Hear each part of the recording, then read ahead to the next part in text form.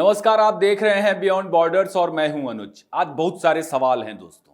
क्या मोदी ट्रंप की मीटिंग से पहले ओबामा, क्लिंटन और सोरोस का गिरोह मोहम्मद यूनुस को बचाने की तिकड़म रच रहा? क्या शेख हसीना के खिलाफ मानवता के विरुद्ध अपराध का मुकदमा चलेगा? क्या शेख हसीना वापस बांग्लादेश जाएंगी और उन्हें लटका दिया जाएगा? आखिर शेख हसीना का अंजाम क्या होगा? क्या ट्रंप भारत पर टैरिफ का कोड़ा बरसाएंगे?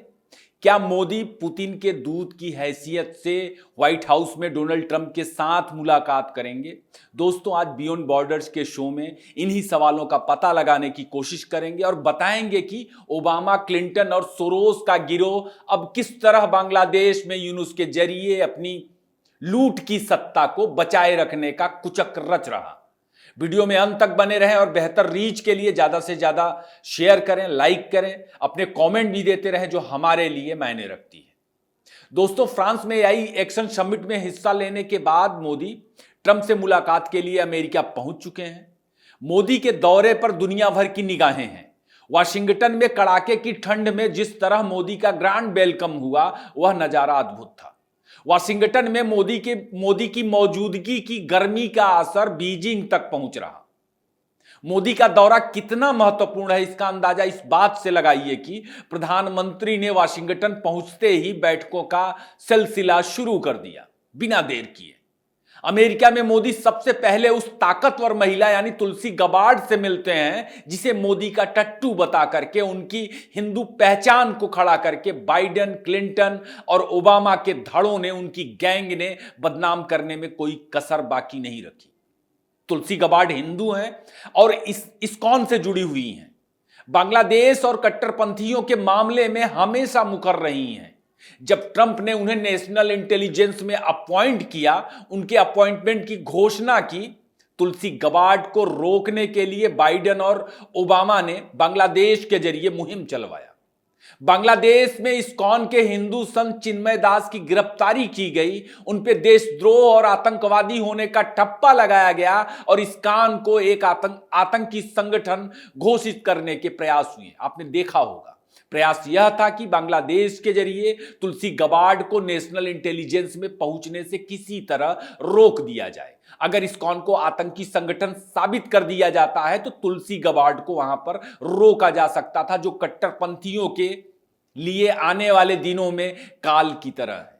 तुलसी गबार्ड जो भारत, मोदी और हिंदुत्व की कट्टर समर्थक है। लेकिन जिस तरह से ट्रंप प्रशासन ने तुलसी गबार्ड को मोदी से मिलने के लिए उनके दौरे में सबसे पहले भेजा, मोदी के दौरे का जो शेड्यूल है दोस्तों, उससे आप मोदी के अमेरिकी दौरे की अहमियत का अंदाजा लगा सकते हैं। मोदी ट्रंप की मीटिंग में द्विपक्षीय बैठक, प्रेस ब्रीफिंग और डिनर शामिल है। ट्रंप 14 फरवरी की सुबह 2:30 बजे मोदी का स्वागत करेंगे। इसके बाद करीब 1 घंटे से ज्यादा वक्त तक मोदी ट्रंप के बीच एक हाई लेवल मीटिंग होगी, जिसका शेड्यूल 3:40 बजे तक है। इसके बाद 10 मिनट की प्रेस ब्रीफिंग और फिर स्टेट डाइनिंग रूम में प्रधानमंत्री के लिए ट्रंप डिनर की मेजबानी करेंगे। मोदी ट्रंप की आज जो डेंजर डील होने जा रही है, उससे बीजिंग, ढाका, इस्लामाबाद में कयामत वाला मातम छाया हुआ होगा दोस्तों, क्योंकि मोदी ट्रंप के बीच जो घंटे भर से ज्यादा देर तक चलने वाली बैठक हो रही है, उसमें कई खतरनाक एजेंडा शामिल है। बीजिंग की नजर इसलिए भी है क्योंकि शपथ ग्रहण के दिन वाशिंगटन में क्वाड नेताओं के साथ जयशंकर और मार्को रूबियो की बैठक के बाद एक बार फिर भारत, अमेरिका, जापान और ऑस्ट्रेलिया के समूह क्वाड को लेकर के मोदी ट्रंप की मीटिंग में रणनीतिक फैसले लिए जा सकते हैं। 4 देशों का यह मोर्चा चीन की बढ़त रोकने के लिए। ट्रंप जिस तरह चीन को फोकस किए हुए हैं और प्रशासन हाथ में लेते ही क्वाड को लेकर गंभीर नजर आ रहे हैं, चीन की सिरदर्दी बढ़ी हुई है। इस बैठक में दोस्तों, जो मोदी और ट्रंप के बीच में हो रही है, उसमें रक्षा कारोबार और तकनीकी साझेदारी से जुड़े बहुत सारे द्विपक्षीय मुद्दों पर चर्चा होगी, बहुत सारे समझौते किए जाएंगे, मगर सबसे महत्वपूर्ण चर्चा रूस यूक्रेन युद्ध, ईरान के साथ अमेरिका का जो रुख है और मिडिल ईस्ट में भारत की भूमिका हो सकती है। थिंक टैंक माइकल कुगलमैन ने कहा है कि ट्रंप बैठक में मोदी को रूस, यूक्रेन, मिडिल ईस्ट और मिडिल वेस्ट में मध्यस्थ के रूप में इस्तेमाल कर सकते हैं। पिछले वीडियो में मैंने आपसे कहा भी था कि मोदी के दौरे से पहले अचानक पुतिन और ट्रंप के बीच लगातार बात का बढ़ते जाना और लगभग ट्रंप का पुतिन के पक्ष में बोलते हुए दिखना रूस यूक्रेन की जंग को लेकर के कोई बड़े फैसले की आहट है और उसमें मोदी की भी बड़ी भूमिका रहने वाली है। इसलिए कि भारत ही वह देश है जो पुतिन और ट्रंप के बीच सबसे बड़ा पुल है। ठीक इसी तरह ट्रंप ईरान के साथ जंग नहीं करना चाहते हैं। उन्होंने अभी हाल ही में एक इंटरव्यू में इस बात को सार्वजनिक तौर पर कहा कि वह डील करना चाहते हैं। तो यहां भी ईरान और अमेरिका के बीच भारत ही इकलौता एक ऐसा देश है जो मध्यस्थ की भूमिका निभा सकता है, मध्यस्थ बन सकता है। कुगलमैन गजा संकट में भी मोदी की भूमिका देख रहे हैं और कहने की बात नहीं दोस्तों कि इजराइल, सऊदी अरब और यूनाइटेड अरब अमीरात के जैसे देशों के साथ भारत की दोस्ती जिस तरह से है, ट्रंप यहां भी मोदी का इस्तेमाल कर सकते हैं।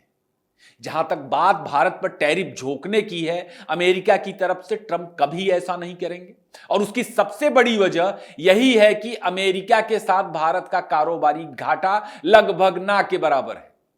और दूसरी बात यह है कि भारत ने पहले ही कई अमेरिकी प्रोडक्ट पर टैक्स कम कर दिया है, जो ट्रंप की इच्छा थी, जैसा ट्रंप चाहते थे।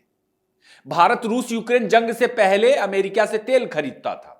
भारत अपनी ऊर्जा जरूरतों के लिए अमेरिका से फिर तेल खरीदकर जो थोड़ा बहुत व्यापार घाटा बना हुआ है भारत और अमेरिका के बीच, उसे कम कर सकता है, उसे संतुलित कर सकता है। और यह भी देखें कि ट्रंप ने अब तक मोदी की कोई आलोचना नहीं की है। यहां तक कि वे जब भारत की आलोचना भी कर रहे थे तब भी उन्होंने मोदी की लीडरशिप को निशाना नहीं बनाया। अभी तक ट्रंप ने मोदी का नाम तक नहीं लिया, जो मोदी ट्रंप के रिश्ते की कहानी बताने के लिए, दुनिया को बताने के लिए और भारत में जो कुछ घरभेदिये बैठे हुए हैं उनको बताने के लिए पर्याप्त है। दोस्तों, मोदी अपने दौरे में एलोन मस्क के साथ भी मुलाकात करेंगे, उनके साथ भी उनकी बैठक होगी। इसके अलावा मोदी अमेरिका के कई और दिग्गज कारोबारियों के साथ बैठकें करेंगे।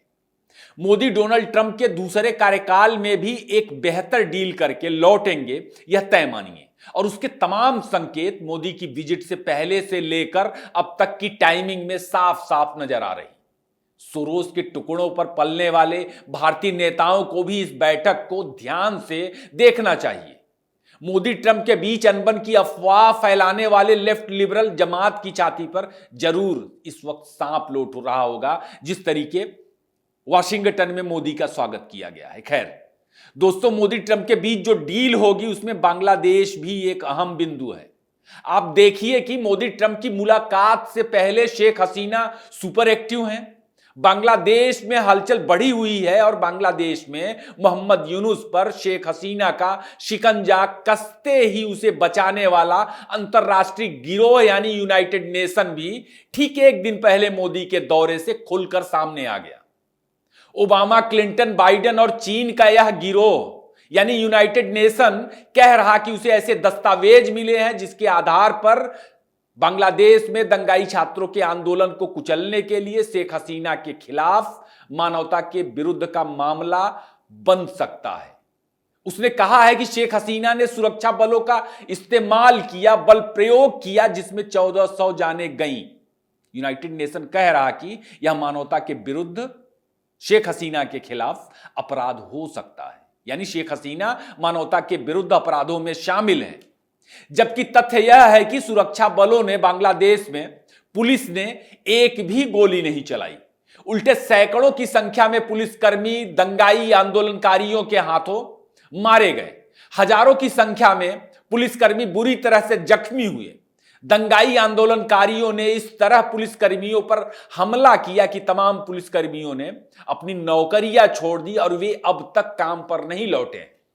यूनुस किस तरह विवश हो चुका है, इस बारे में दोस्तों पिछले एपिसोड में विस्तार से बात हुई थी। और अब जब यूनुस की विदाई तय हो चुकी है, ओबामा और जिनपिंग की गैंग उसे बचाने का प्रयास कर रही, यूनाइटेड नेशन के जरिए। कैसे प्रयास कर रही? शेख हसीना को हिंसा के लिए दोषी ठहरा के यूनुस की सत्ता को जायज बताने का कुचक्र रचा जा रहा। जिस टाइमिंग में ये सब चीजें हो रही हैं, ये सब चीजें नजर आ रही हैं, चीजों को समझना मुश्किल नहीं है। जबकि यूनुस की रिजिम में 1000 से ज्यादा लोग कट्टरपंथियों की हिंसा में मारे गए। ये रिकॉर्डेड है और ये सरकार, बांग्लादेश की सरकार के तथ्य है। महिलाओं को बेइज्जत किया गया, अल्पसंख्यकों के घरों को, दुकानों को लूटा गया, ढहाया गया। दुनिया की तमाम संसदों में दोस्तों इस पर बात हुई और यूनुस की आलोचना की गई। तमाम देशों ने यूनुस राज में हिंसा की वजह से ट्रैवल एडवाइजरी जारी की और यूनुस की रिजिम में ही बांग्लादेश को असुरक्षित देश बताया गया। तो महीनों बाद अब यूनाइटेड नेशन को बांग्लादेश की याद आ रही। क्यों याद आ रही, समझा जा सकता है। बाकी यूनुस के आने के बाद बांग्लादेश में जो सिलसिला शुरू हुआ था वह अभी तक जारी है। उसे आप शेख मुजीब के घर ढहाए जाने में देख सकते हैं और अभी हाल फिलहाल सड़कों पर जिस तरह से दंगों का माहौल है उसमें देख सकते हैं। यूनुस जो ऑपरेशन डेविल हंट चला रहा है और उसके जरिए राजनीतिक विरोधियों को निशाना बना रहा है, उसमें देख सकते हैं। लेकिन यूनाइटेड नेशन वही एजेंडा इस वक्त चलाने की कोशिश कर रहा जिसका चूरन चटवा के यूनुस पिछले 8 महीनों से बांग्लादेश के संसाधनों को लूट रहा है। मानवता के विरुद्ध अपराध साबित होने पर फांसी की सजा और उम्र कैद के भी प्रावधान हैं, अगर शेख हसीना के खिलाफ ये अपराध साबित हो जाएं, जैसा कि यूनाइटेड नेशन की कोशिश है, मोहम्मद यूनुस की कोशिश है, मोहम्मद यूनुस के सरगनाओं की कोशिश है। चीन की ताकत के जरिए हसीना को अपराधी साबित करके यूनुस दोस्तों असल में अपनी सत्ता को जायज ठहराना चाहता है। समझा जा सकता है कि ओबामा, क्लिंटन और जिनपिंग के शिष्य मोहम्मद यूनुस की केयर टेकर सरकार को बचाने के प्रयास हो रहे हैं ताकि बांग्लादेश को लूटा जा सके, जैसे अब तक 8 महीने उसे लूटा गया। और यही वजह है दोस्तों कि यूनाइटेड नेशन को डोनाल्ड ट्रंप ने बकवास संगठन करार दिया था। अभी कुछ ही दिन पहले यूनाइटेड नेशन को मिलने वाले तमाम आर्थिक मददों पर डोनाल्ड ट्रंप ने रोक लगा दी थी। इससे पहले यूनुस के सरगनाओं के गिरोह ने, एक और गिरोह है इंटरनेशनल क्रिमिनल कोर्ट, उसमें भी शेख हसीना को घेरने के प्रयास दिख चुके हैं। यह वही आईसीसी है, यह वही संस्था है जिसने बेंयामिन नेतन्याहू और व्लादिमीर पुतिन के खिलाफ वारंट जारी किया और उन्हें युद्ध अपराधों का दोषी माना। अभी हाल ही में नेतन्याहू के वाशिंगटन दौरे से पहले ट्रंप ने किसी आईसीसी वाईसीसी का वजूद ही मानने से इनकार कर दिया था। यह अच्छा है कि यूनाइटेड नेशन भी यूनुस को बचाने कूद पड़ा सार्वजनिक रूप से, और इस चीज को ट्रंप भी देख रहा होगा इस वक्त। तो यूनुस का फाइनल काउंटडाउन शुरू हो चुका है। शेख हसीना ने आंदोलनों का सिकंजा कस दिया है और अब यूनुस 8 महीनों के कार्यकाल का हिसाब यूनुस से मांगा जा रहा। 18 फरवरी को समूचे बांग्लादेश में बड़े आंदोलन की तैयारी है। पाकिस्तानी वर्चस्व से खफा सेना भी यूनुस को सबक सिखाने के लिए तैयार बैठी है। 8 महीनों में बांग्लादेश किस तरह बर्बाद हुआ यह कम से कम बांग्लादेश में बांग्लादेशियों को बताने की जरूरत नहीं। उसके लिए किसी यूनाइटेड नेशन के प्रमाण पत्र की जरूरत नहीं। और इन 8 महीनों में यूनुस ने अपनी सत्ता को चलाने के लिए किस तरह कट्टरपंथी जमात का भारत विरोध, हिंदू विरोध के नाम पर इस्तेमाल किया यह भी किसी को बताने की जरूरत नहीं। यूनुस और उसके अंतरराष्ट्रीय सरगना बिना चुनाव करवाए लूट का राज कायम रखना चाहते हैं, जिसे बीएनपी जैसी पार्टियां भी अब बर्दाश्त नहीं कर रही और यूनुस की सत्ता तक जो पहुंच है उसे खत्म करना चाहती हैं। यूनुस की गर्दन दबोचने के लिए तैयार बैठी। दोस्तों, तुलसी गबार्ड जिस तरीके मिली हैं नरेंद्र मोदी से वाशिंगटन में और ट्रंप मोदी के बीच जिस तरह की डेंजरस डील होने जा रही है, तय मानिए कि यूनुस की कुंडली के आखिरी शब्द मोदी ट्रंप मिल बैठ करके वाशिंगटन में लिखेंगे। आज का शो यहीं खत्म करते हैं। अपनी प्रतिक्रियाएं जरूर दें, ज्यादा से ज्यादा लाइक और शेयर करें। फिर किसी नए टॉपिक पर मुलाकात होगी। आपने इतना वक्त दिया, आपका बहुत बहुत धन्यवाद।